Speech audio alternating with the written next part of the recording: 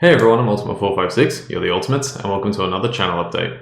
What's this? Another update only 4.5 months after the last one? I can't believe it. Yeah.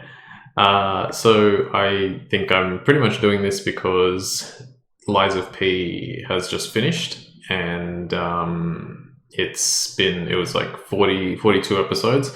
So yeah, it took about 4 months to get through, but that's okay. We got through in the end. It took about as long as I was expecting. It was probably, I was like thinking main game maybe 30 episodes and then DLC maybe 10, and that was pretty much what we got in the end.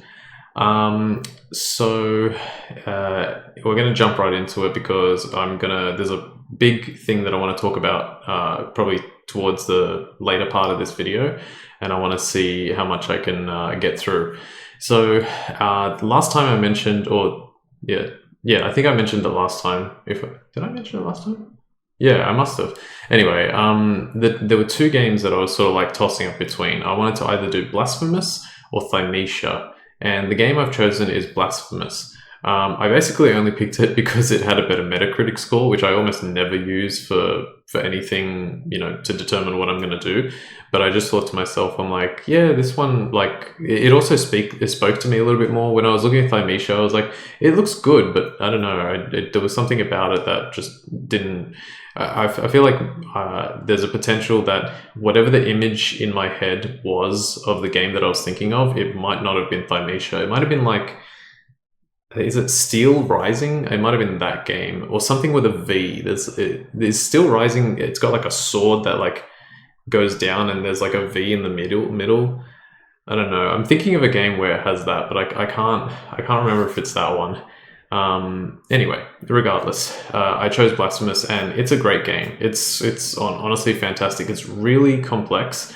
In terms of the story, it's very heavy on the religious kind of aspect. They took like from what I can tell, certain religious real life, I think based around like Spanish religion aspects, and they kind of like morphed it and changed it around and everything.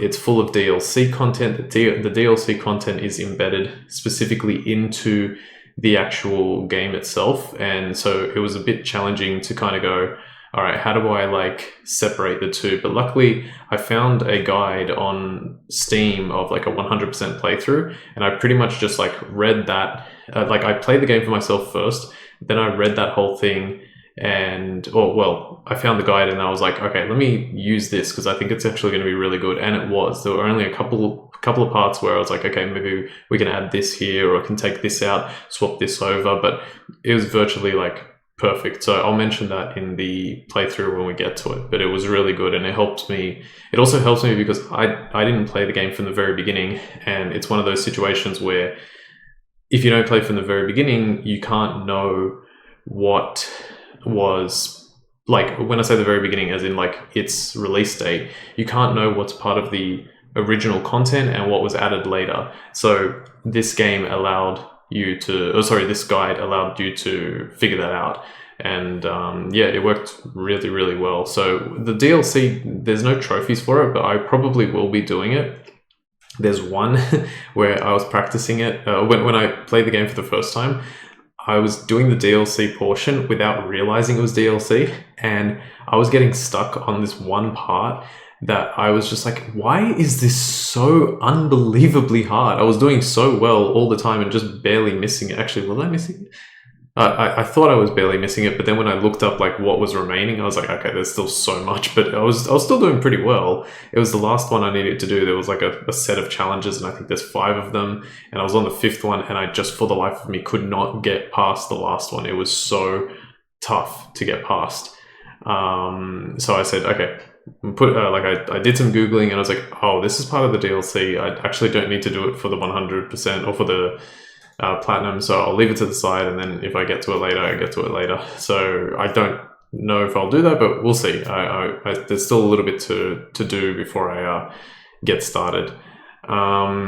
So yeah, in regards to that, I'm probably going to take another week off because I just don't have enough time to get it ready. Even this episode that you're watching right now, I'm recording it probably like hours before it goes up. So I have to record this quickly, watch it back, edit it, save it, upload it, get a thumbnail ready, and post it. And it's just like, it's all within about 2 hours and 16 minutes. So fingers crossed I can do that. And then the first episode of Blasphemous would air 3 days from now, which would be like a Tuesday. And I have the rest of today and Sunday to kind of get that going, but I'd also need to make one for Friday, and then I don't have time because it's like in the middle of work. So I don't know. I'm probably going to leave it till the week after. Fortunately, though, we are closer to the end of the year, so I will probably have like a decent amount of time to work on that when we get there. Honestly, this year has been like quite. I don't think it's my most challenging year, but there have been like some things that have happened during the year that have just like pulled me away from doing, like, having as much time as I want to have for doing this. And it's been, it's been difficult to say the least. I mentioned it briefly on a community post, but I was playing Pokemon Go, and there was basically what they were going to do was, I'm going to simplify this as quickly as possible. When the game originally came out, there were 40 levels, and it took 20 million experience to get to level 40, which was a lot, especially from day one, because there were just not as many ways to gain experience. There weren't like many multipliers, all that kind of stuff. So getting to 20 million took a long time, but we got there. And then after, I can't remember how long, they increased the level cap to level 50. However, the amount of experience to get to level 50 basically went from the level cap could be reached with a total of 20 million experience. In order to get to the level cap now with level 50, it was like 180 million experience or something like that. So you had to hit level 40 like 9 times. And even over the course of the 7 years or whatever, plus the experience that we had kept from playing the game from between the period where level 40 and level 50 had been released, or like hadn't been released yet in regards to level 50, it still was nowhere near enough. So then they released another update, and they said, okay, here's what we're going to do. Instead of level 50, the level cap's going to be level 80 for some reason, because I can't think, I mean, I don't know Pokemon amazingly well, but there's nothing that I can think of where level 80 has like a specific meaning in the world of Pokemon. But they were like, all right, level 80 is now going to be the cap, and we're going to stretch the experience so that you'll get levels more quickly, and and that way the curve won't be as exponential. It'll be sort of like more balanced. The total experience now required to get from level 1 to level 80 is about 203 million, which is much better, because now what they've done is instead of increasing from 40 to 50, which was like 180 million, 50 to 80 now only requires us to get like basically hit level 40 one more time. So we can finally like slow down again. But there was like a 6-week grind of just playing Pokemon Go as often as possible, doing all these tasks, just playing the game non-stop. So it took a very, very long time. If we had continued to play it normally, we would have probably hit level 50 by the end of next year. That's how long it would have taken. So I think I gained 35 million experience in 6 weeks, which is quite a lot. So yeah, and it just pulled me away from doing the YouTube thing. I don't know why I cared so much. It was just, I do know why I cared so much. It was because I had played and committed so much of my time already, and I didn't want to not hit level 50. I felt like I deserved to hit level 50 based on how much I had played the game over the 8-9 years that it had been, that it's been out. So I really wanted to play it. But now that has sort of gone down to playing it for like maybe 40 minutes on Saturday and Sunday, and just having like a nice walk in the morning, to sort of like, get like your sort of humors, get your humors right. Is that what it's called?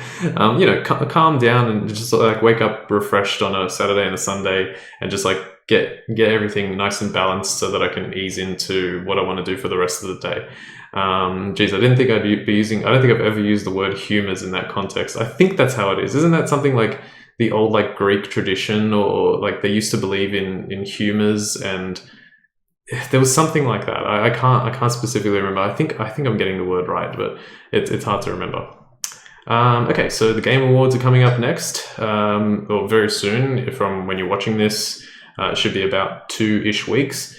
I'm always really excited for the Game Awards. I know that like things like the Game Awards, similarly to almost like the GDQs, they get marred in controversy because I feel like everything eventually comes down to money. And then when it comes down to money, you get like executives involved and things have to be a certain way. And it's like, I don't usually fuss about it too much, but I think like knowing that I used to watch GDQ so religiously from like when I discovered it in, I think it was 2013, like which one? So it would have been Awesome Games Done Quick. Yeah. So they would have done AGDQ 2013 at the beginning of 2013. And I think I discovered it in like August or September or something. And I was like, this is the coolest thing ever. And I watched all of the 2013 one. Well, not all of it, but I watched like so much of the 2013 AGDQ. I don't know if they had done an SGDQ that year. Then I watched 2014, 2015, 2016, 2017, 2018. And then slowly at that point, it sort of started to dwindle. And then nowadays, and it's not even just because of like not having time. Like I would make time to watch certain playthroughs, but I don't know. There's something about it that just feels so corporate now. And it doesn't have that same feel as the original, and I think the Game Awards could potentially go down that path. I mean, I think the thing is referred to now as Jeff Keighley's The Game Awards, and it's like I like Jeff. He seems like a genuine guy, and I don't harbor any ill will towards him, and I think people should get paid for what they're doing, and if they're providing some kind of service or product and its value, then obviously, yeah, they should get paid. We live in capitalism. It's not the most perfect system, but it's the best system that we have, because otherwise how do you value people's work, and how do you value people's like skill? So I definitely think they should get paid. It's just that sometimes things get so corporate, but in my opinion, I don't think the Game Awards has really gone it's not jumped the shark yet. I think I still enjoy watching it. The game, like the actual awards, I'm not too fussed about, except for there was one. What was the one I was thinking of? There was something, I can't remember what it might have been. Did Ragnarok win? I don't think it came out in 2023. I don't think it won, or 2022. I think it probably lost to Elden Ring. That's probably what it was. That was where I was like, damn, man. Like, I feel like Ragnarok definitely deserved it, but it's okay. It's a fantastic game. My friend at work was talking to me about it because a few weeks ago, and actually probably a few months ago now, he like just spent like, I think we had Labor Day. So he had Saturday, Sunday, Monday. He played almost the entire time, and he told me so much of like where he had gotten to. And as he was explaining it, like my love for that game was just exploding again. I was like, stop talking to me about it. I want to play it again. That's how much I love that game. So it was kind of fun and funny. Anyway, my biggest thing is that I love seeing the announcements. I always am holding out hope for something that we just are not going to expect. Like for me, I think so far the one thing that I can think of, there's other things, but I think like the biggest one for me is going to be like a Chrono Trigger remake. To just see a Chrono Trigger remake would be, oh, come on, man. I mean, like the original game is so good, but it's just to see it would be so good. I think Clair Obscur Expedition 33 is 100% going to win the Game Awards. I think it's going to be quite messy if they don't win. I think people will be very, very upset if they don't win. Everybody seems to love that game. I watched a little bit of it. I saw Maximilian Dude play a few hours of it. And then I was interested in the story, and the combat kind of looked a bit like almost like a mixture of Final Fantasy X's turn-based system coupled with Final Fantasy 13, possibly 13.2, and even 13.3's like camera angle system, because it was very like flashy. And what was the other one? Like Persona. Like Persona's like menu. I've never played the Persona games, but I have seen when you press like start in that game, just that really cool like what is it? It's almost like I don't know how to explain, but the camera just goes like that, and it moves real quick, and then it stops, and it's all stylized. Oh, that's just chef's kiss, right? It's impeccable. So I watched him play a bit of that. The story was intriguing to me, but not enough for me to just keep watching. I think, yeah, I don't know. Also a very long playthrough. Like when I see people like Maximilian Dude who do this for a living and they have like 7 to 8 hour streams a day for a whole month, and they only just barely like effectively beat the game. Like maybe they'll do a few side things here, maybe they'll do a few side things there, but they effectively like get, I don't know, like 70%. It's like, this is your whole career. You spend all this time playing and you still haven't scratched the surface of the game, like effectively. And it's like, damn, man, that's a long game. It's so much. Like, how can I can't compete with stuff like that. For me, the one game, I literally cannot think of any other game from this year. When you're in the year, you cannot think of anything. And I only know like certain games because I guess I was kind of like, as you get older, you start to remember like specific moments a bit better. And so I know like God of War original came out in 2018. I know that Spider-Man also came out that year, Marvel Spider-Man. I know Phantom Pain came out in 2015 because I was doing the channel. So I have like these like specific points in my memory that I can use to gauge when stuff came out. But anything that comes out like this year, last year, the year before, I have like very, very little idea of. But Blueprints was the one that I was always like, when I saw the demo and I was watching Northern Lion play it, who, you know, he's obviously more of a jokester and he doesn't really like play games to 100%, but I watched him play it and I did enjoy his playthrough, but he didn't finish like the end game puzzles, which seemed a bit more like Witness-esque to me, The Witness by Jonathan Blow that I played on the channel. And so that game to me looked really cool, and if I ever have time, like I'd love to play that one for myself as well, which would be really, really cool. All right, I've got to make some progress here in this update because I've still got the big thing to talk about. So after Blasphemous, I was thinking there's 2 games that I would want to play, and I am having a really tough decision, like trying to figure out which game I can pick. So I either want to do the Resident Evil 4 remake because I've just been itching to get back into that game. Because when I played it the first time, I was like, this is actually a lot harder than what I remember. It was a tough game. Like you can't really, from what I remember, you can't really play it like the original. So there was probably something that I was kind of like missing with figuring out how to play it. So I think that would definitely be something that I would want to do. Or the other game is Resident Evil 0, because I know people have been asking for that game for so long, and I think I just have to bite the bullet and do it. And it's not like that I've been putting it off. It's just that, I don't know, other games have taken precedence, and I know people want that game. So I don't know. It's a really tough call. I also don't want to do a thing where I do, you know, I pick Resident Evil 0 and then I do Resident Evil 4 Remake straight after that, because that's like almost, I don't know how long Resident Evil 0 is, but Resident Evil 4 will take like a decent amount of time. So I don't want like a whole year of just Resident Evil, as much as I, you know, like the games. I don't think that makes sense. So I'd have to put something in between those. I have an idea of maybe what I could do, but I'm not convinced, and I'm not fully sure yet. So I think I will pick Resident Evil 0 because I know people have been waiting for it for so long, and if I don't do it now, it's just going to keep getting pushed back and pushed back.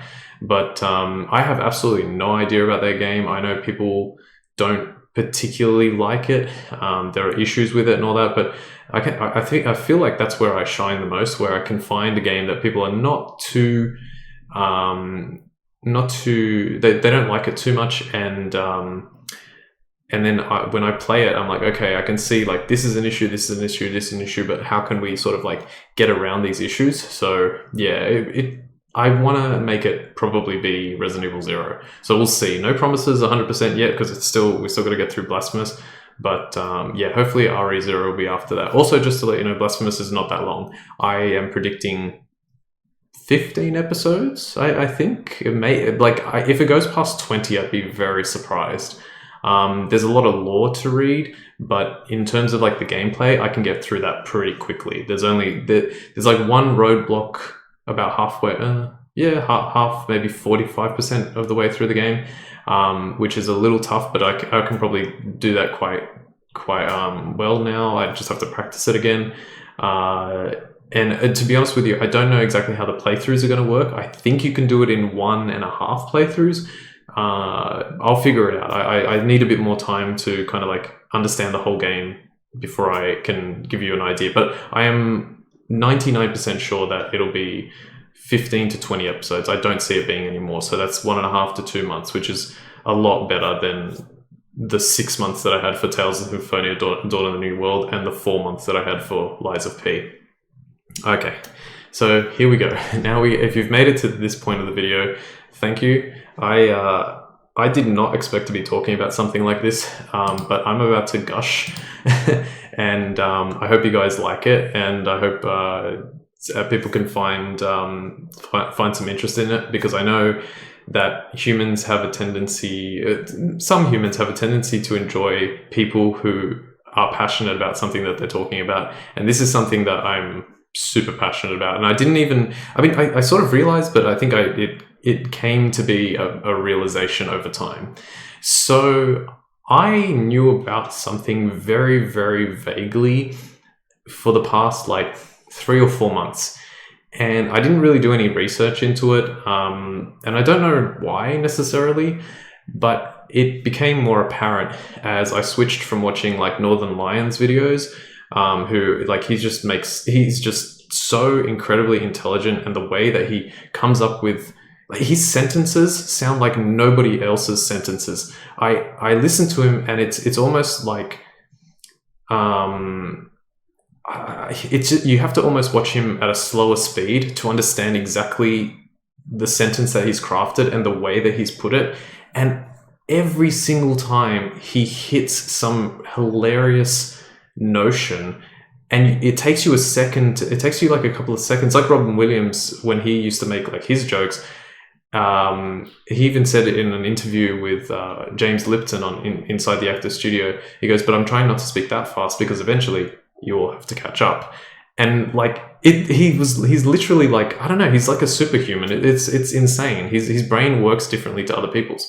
But I sort of have slowly found myself not watching his videos as much and moving towards what the particular person that I like to watch calls comfy content, which I think actually kind of describes my content as well. I always like, whenever I think about my own content, I'm like, who watches this? It's so boring.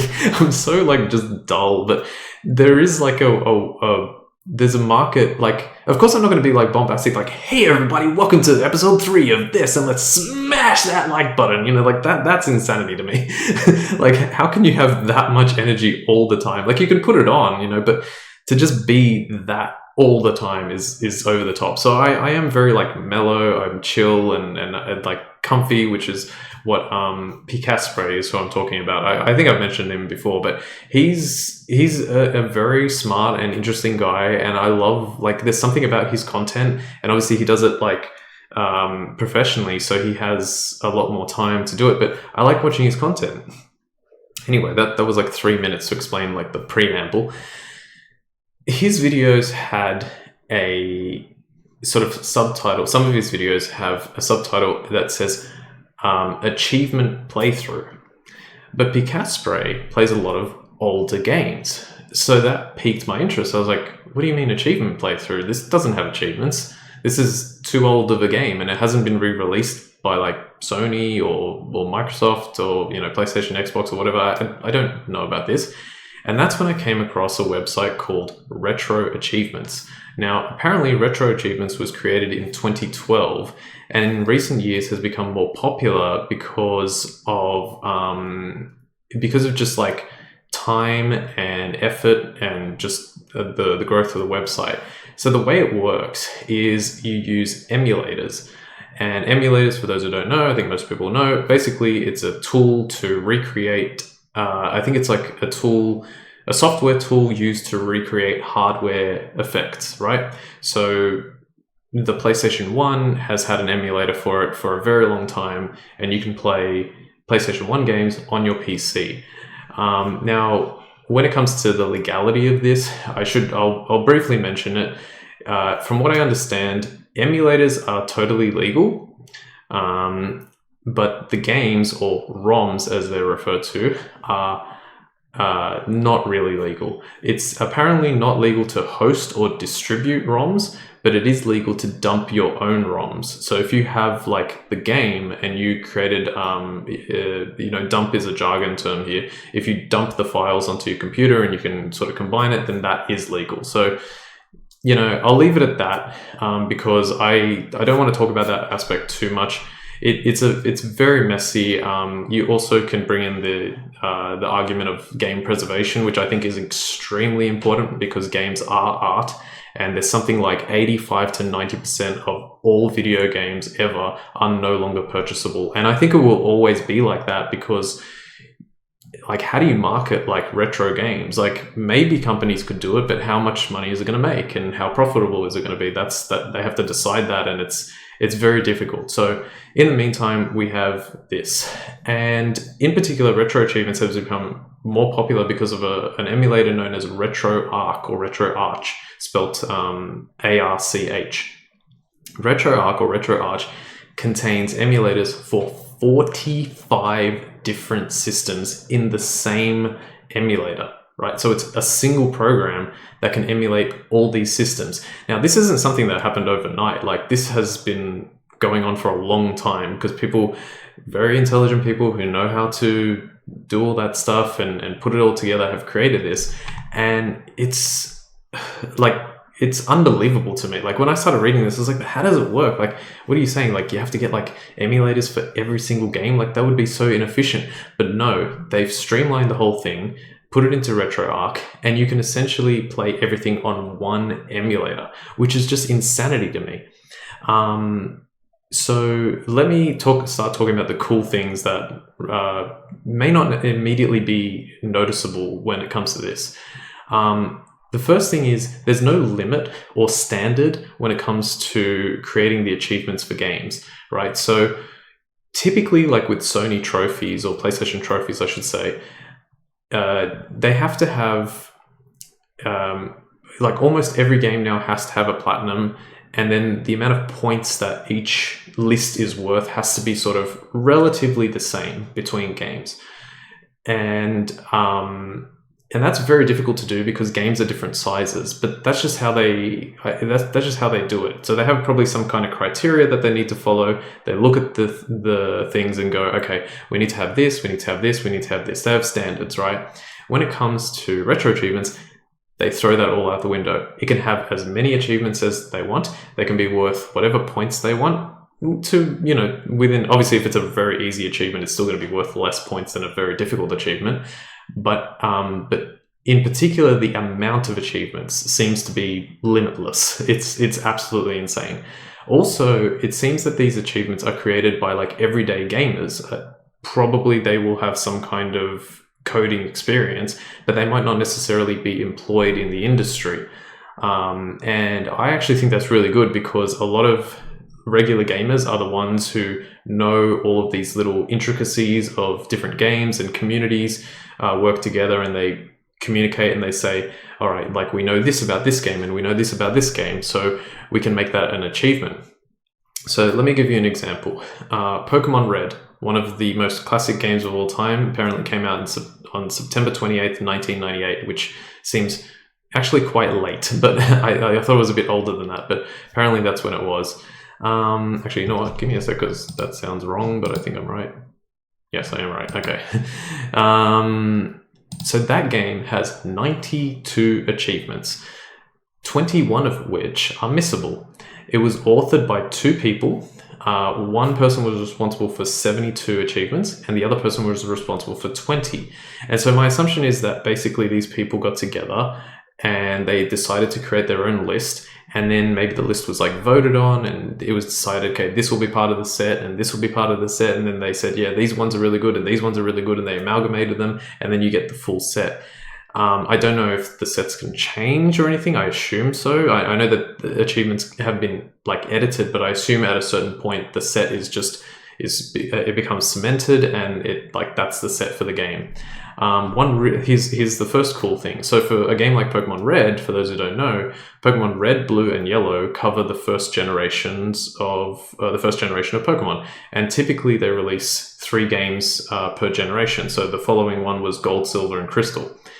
Now you might say, okay, so what are the achievements for Pokemon Red, Blue, and Yellow the same? No, they're effectively the same game, but there are minor differences. But what's really cool is that the authors have created a set for Pokemon Red, a set for Pokemon Blue, and a set for Pokemon Yellow, with Yellow in particular being like vastly different because it includes, it's centered quite a lot around Pikachu. Pikachu is like the mascot for Pokemon, and Yellow is centered around doing a lot of stuff with Pikachu as your sort of like the Pokemon that follows you. In Pokemon Red, that does not happen. It doesn't matter what Pokemon you have as your lead. I think, does it have to be the lead? I think it has to be the lead. It doesn't matter. You just have your little sprite moving across the screen. But in Yellow, when you have Pikachu in your party, actually, if I said it doesn't have to be the lead, I can't remember. But anyway, I think as long as Pikachu is in your party, he will appear behind your sprite and he'll follow you, and have a lot of achievements related to like speaking to Pikachu at different times and all that kind of stuff. But that's so cool because then you could have like your own, you could play Pokemon Red, and due to the achievements, you're going to play in a particular way. Then you can play Pokemon Blue, and even though it's vastly the same game, you'll do different things because of the different achievements. And I think that's just ridiculous. Like, that's so cool. Like, how clever is that? Why would you make the same achievement guide for 2 games, even though they're the same? Like, let's find different ways to do it. Let me start by talking about one particular achievement in Pokemon Red. I wanted to speak on this one because I don't think I knew about this, or if I did, I didn't know the requirements. There's an achievement really early in the game called Parting Gift. And what it requires you to do is it says obtain 5 Pokeballs from Professor Oak. However, you don't get 5 Pokeballs from Professor Oak as like as just playing through the game naturally. This is a missable achievement, and you actually have to do specific things. You start the game, you pick your starter Pokemon.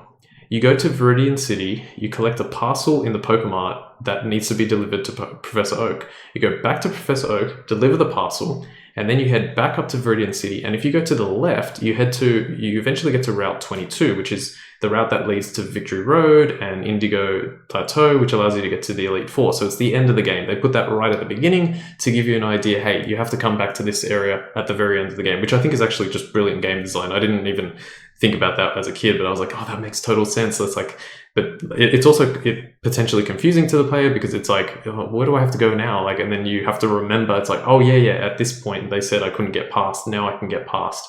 But I think that's so cool. When you head that way, you can fight your rival, Gary. This is the second opportunity to fight him. The first one, you don't have a choice. You have to fight him. After you pick your starter, you fight Gary. In this one, you do have a choice. You can either choose to fight him or choose not to fight him. Go to Route 22, fight Gary. You must only have your starter in your party, and it cannot evolve at the end of the battle. This is the only way to do it. If you beat Gary and then you head back to Professor Oak, he will tell you that he's like, hey, you got to get started on completing the Pokedex.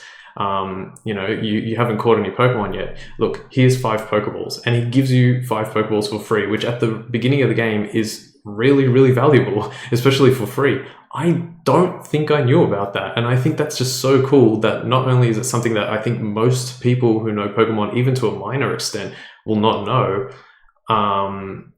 Did I say that right? Most people that play Pokemon, and even if they know Pokemon, it's possible that if you're a Pokemon player, you may not actually know that little fact. And I just think that's so cool. So they made it into an achievement, and now I know about it, and it's like, like brilliant, man. That's so clever. They've thought of absolutely, from what I can tell, they've thought of absolutely everything. So there are progress trackers as well that pop up from time to time as you make your way through the game. So anytime you make anytime you make progress towards something in the game, you'll get a little progress tracker. So you need to, another achievement in Pokemon Red is collect all 124 Pokemon available in Pokemon Red, without collecting anything extra from glitches or trading from other games. So there are 151 Pokemon in Pokemon Red, but you can only collect, available in, how can I put this? There are 151 Pokemon available in Generation 1, starting from Bulbasaur, finishing with Mew, but you can only collect 124 in Pokemon Red as long as you don't trade or glitch, right? And so there's an achievement for that. So every time you catch a new Pokemon, in the bottom right hand corner, it'll show you, you've caught 50 of 124. Modern, like the PlayStation trophies don't do this. You can do that thing where you like pin the trophy to the side, and I think it'll show you the counter going up, like on PS5 only. But the way that they do that is it's like it doesn't overlay on the screen. It just sits on the left. So the entire screen gets squished and you have this like black bar with like the trophy thing. And it's like, well, okay, this one just overlays it for a couple of seconds, which is, I think, such better design. Like that's so cool. Another thing that they do in some emulators, and the only example I have is the only one I saw, is they will prime achievements that are missable. So for example, in Dragon Ball Z Boo's Fury, otherwise known as Legacy of Goku 3, you can get, I never tried this as a kid, but apparently you can get through the whole game without improving Goku or Vegeta's stats. There are 5 characters in that game, 5 main characters, so you can do whatever you want with Goten, Trunks, and Gohan. But for Goku and Vegeta, you cannot improve their stats. You can level them up, but not improve their stats. If you can get through the whole game without doing that, you get an achievement. And every time you save, it's like every time you save or you start the new game or whatever, it says achievement primed, and it basically tells you, like reading the achievement will be like, all right, if I want to do this right now, I can't improve Goku and Vegeta's stats. And I think that's perfect. Another thing I've noticed is the language and the way that they've written the achievement leaves very, very, very little room for error. So there's no, like they'll throw caveats in there, they'll throw qualifiers in there that give you, that if you have a good understanding of English, you can go, okay, yes, this is written without any sense of misconstruence. Is that a word? Misconstruing? You know what I mean? Like you can't misconstrue the meaning because it's written so well. Some of them, I have come across some where I was like, okay, that's just actually not proper English there. But for the most part, it's written very, very well, especially for all the like really popular games and all that kind of stuff. So that's really cool. Another cool thing that you may not realize immediately is that because these are old games, most people will actually know all the stories and the spoilers. So reading through the achievements list doesn't really ruin anything. And if you can remember enough, you can get everything in one go. Most games are designed around being able to get everything in one playthrough. So that's really good. Each achievement is worth a certain amount of points. And then they also have a secondary value, which is based, I think, on like how rare the achievement is comparative to how many other people have earned it. There was something I was going to say about there are a few games that do have achievements where you will have to do multiple playthroughs. Like I saw one, Final Fantasy VII Original has quite an extensive achievement list, and there was an achievement for beating, what was it? Beating like a early to mid game boss under a certain level. So you have to basically like avoid as many battles as you can and get there. So you'd have to create a separate save file, which I know can frustrate some people, but I just think that's so cool.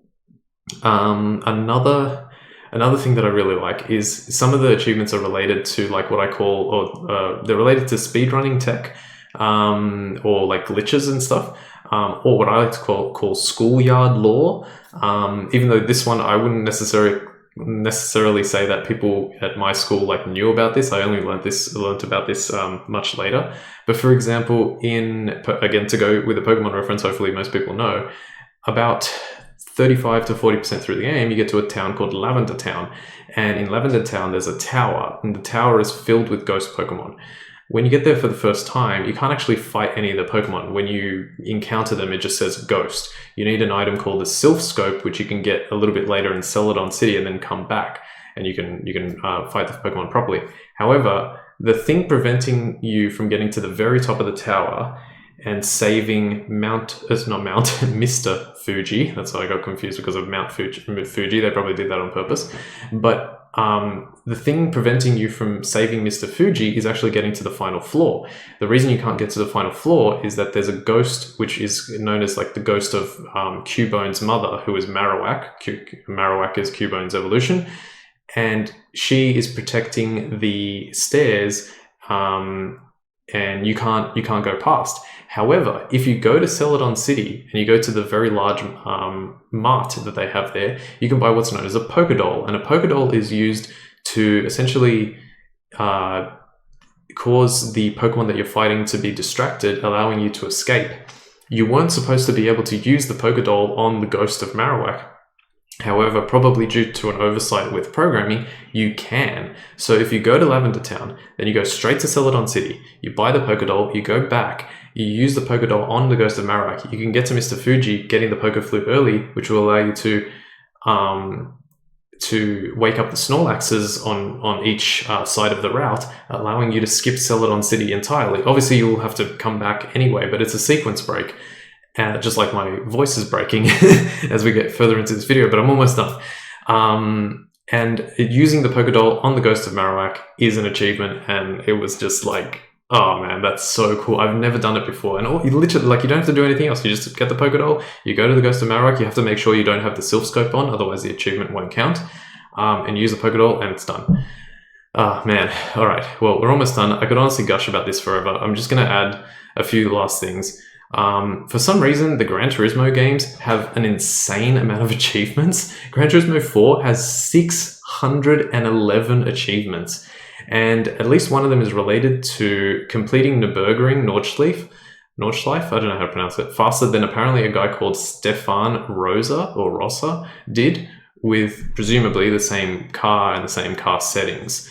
So I'm not familiar with Stefan Rosa. I don't follow racing pretty much at all. But when I read that achievement, I was like, this is like the love and attention to detail that has gone into this is incredible. Like, who thinks of that? That's not something in the game. Like, at least I don't think it is. I haven't played Gran Turismo 4 for a long time, but the achievement says to do it in an arcade time trial. So I don't think that there's like a, beat Stefan Rosa's time, but I just think that's absolutely incredible. I'm going to try and play this stuff. I know I've talked about many times I don't have time, and I really don't, but I'm sort of finding ways to make little bits of time for myself to play these just very briefly. I'm not doing like, huge sessions or whatever. But I think I want to play these because it's good for my mental, because otherwise I'm just always even though I love YouTube, I still consider it to some degree work. And so I'm working and then I'm coming home and working. So when I can just sit down and play for myself, it's really good. I'm considering on playing these games for at least for a little bit. I don't know if maybe I'll eventually stop or whatever, but I'm considering going through some old games. I have already an idea for the ones I want to do next. And if you're interested, you can go to Retro Achievements. You can type in my name, it's Ultima456, and you can see which games I've played. And if I do play enough, it's a really cool way to show you the history of my games that I played before I started doing YouTube. And so you'll know kind of what history I have with certain video games. So Pokemon Red is still going. It's going to take me a while to finish. A cool thing that you can do is you can use speed up. So because you're playing on an emulator, you can speed up the gameplay. It doesn't work for every game, but Pokemon, it's perfect for Pokemon. There was achievements related to winning the Celadon City game corner, which is the casino, and the fact that you can speed up just made that whole thing so much more manageable. I think I spent 1 hour the other day with speed up on almost the entire time at 10 times speed. So when I saved the game, it said I had played for 10 hours, and I was like, well, that makes sense. 1 hour, 10 hours, 10 times speed. I was like, cool. And it took a little while, but I got everything done. The other thing is that there are hardcore and softcore points. Hardcore basically just means you're playing the game as intended.